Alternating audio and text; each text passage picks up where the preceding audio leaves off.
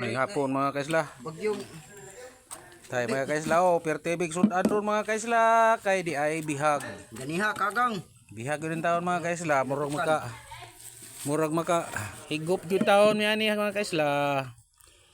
Sinakabihag man ag manok sa kong pagmangkon. Oh, Ganiha kagang Perting. natukan. ayuha kay mga kaisla. Sigurado na ni mga kaisla nga bihag. Sigurado na ning sudan di na ni kinahanglan ipaliwanag pa. Kinadak ang hiniktan purbida pamituon yung sabaw ni taon mga kaisla. Perti kita bituon na kay grabe ning mga pagkaon ning mga manok nga itatari. Yung mga sunoy. Oh.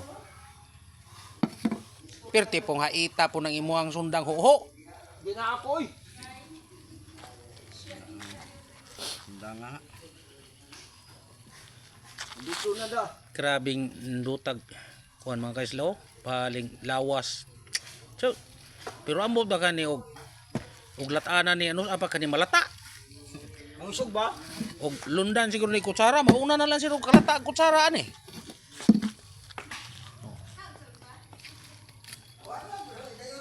Mauna kalata ang kutsara ani kung lundag kutsara